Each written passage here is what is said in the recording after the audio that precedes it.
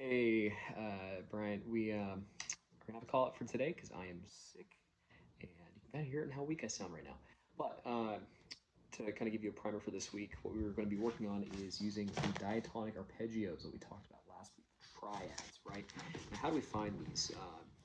So we talked about how we're using the three different ways we can solo over top of this Stone Temple Pilots song, Interstate Love Song. Uh, the first one being playing whatever we want from the key of E major, right? The song is in the key of E. All right, so we've got E, F sharp, G sharp, A, B, C sharp, D sharp, E.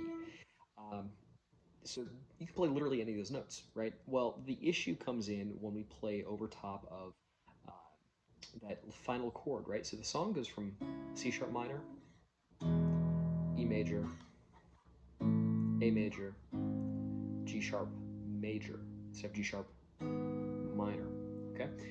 So this is what we call non-functional harmony or intermodulation or a borrowed chord. There's a bunch of different words for all these different things. Um, what we call descriptive music theory. It's taking something we're hearing and then coming up with a way to describe what's happening. So the reason why this doesn't really work is there's a C natural in there, right? And as we just said, E, F sharp, G sharp, A, B, C sharp. Now look at that note, right? So we end up with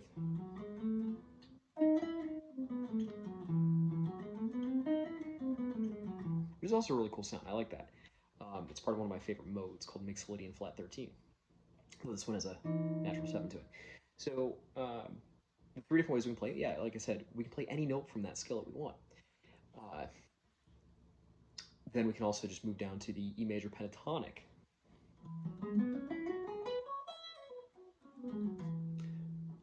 Or C sharp minor pentatonic, right?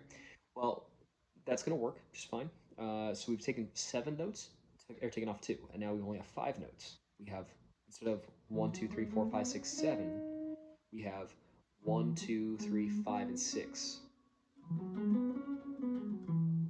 So we've gotten rid of the 4th and the 7th degrees. Now we're going to take 2 more notes off, right? We're going to go down to just the 1, 3, and the 5 of each chord tone. So if I take those notes, E, F sharp, G sharp, A, B, C sharp, D sharp, and E, I do the 1, 3, and 5. And let's say I'm starting on E, right? Our tonic. I would take 1, 2, 3. So now I got E, and G sharp. 4, 5, that's B. So E, G sharp, B.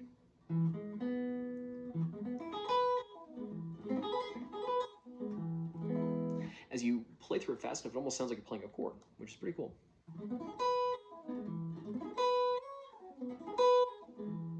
Right? So we've now winnowed it down to even more correct notes. Like you literally cannot play one of those 3 notes and not make it sound good because it's part of the chord tone. There's no extensions to it. So we have the most strict version of E major. So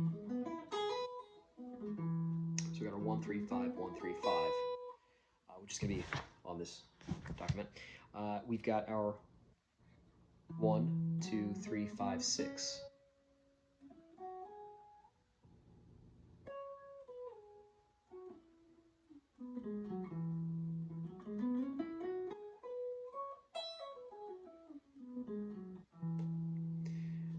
And now we're going to add the 4 and the 7.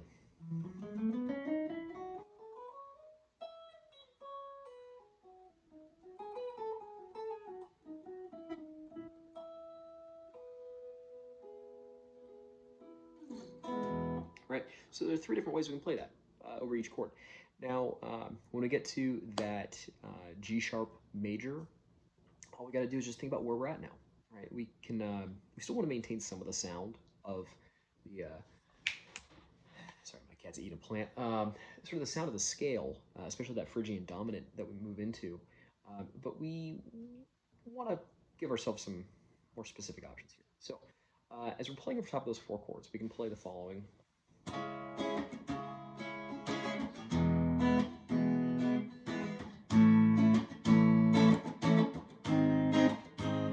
Right? Now I could play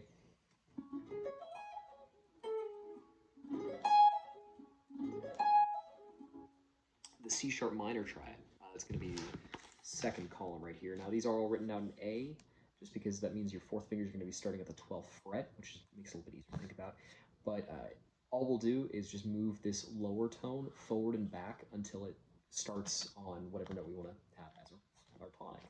So we would take this second shape right here and just move it from the 12th fret up to the 16th fret. So it's this at a C sharp.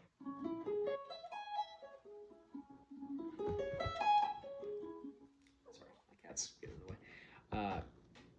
Then we can go down to our tonic, our E major.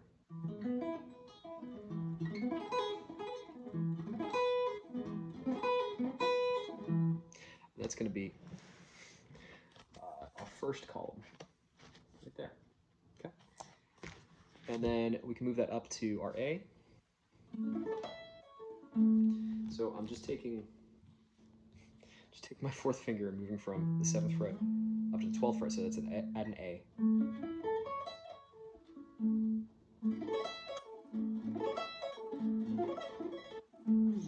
Cool.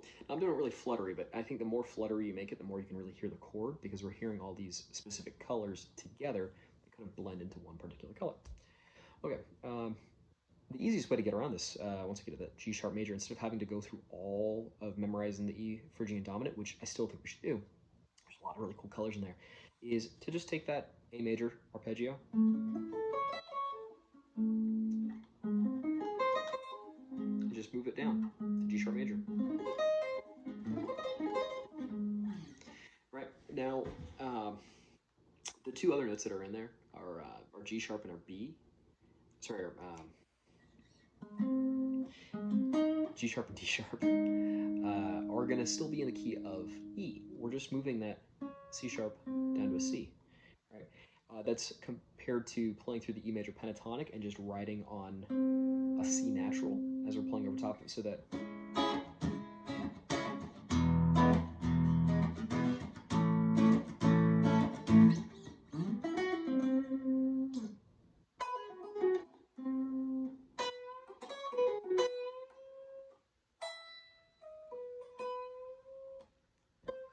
somehow getting that C incorporated into our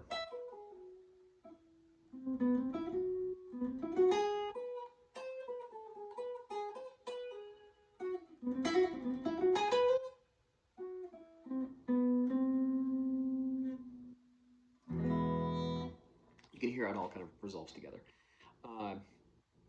And then lastly, as we're playing over that, we can literally just go over to our E Phrygian dominant scale. Play.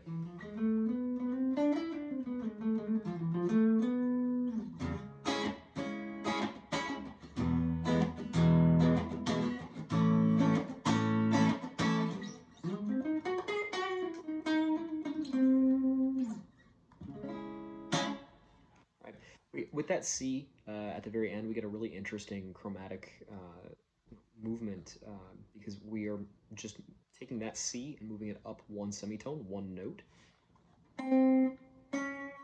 From here up to C sharp, and that brings us back into the next cycle, right? It brings us from G sharp back into that very first chord of the next cycle. So it continues into itself very well, and I really like that. I think it's a cool, clever way to do it. So again, in recap, the three different ways we can do this are using the arpeggios that are going to be on this document I'm sending you. We can play the E major or C sharp minor pentatonic, but once we get over to that G sharp major chord, we just flatten that C sharp.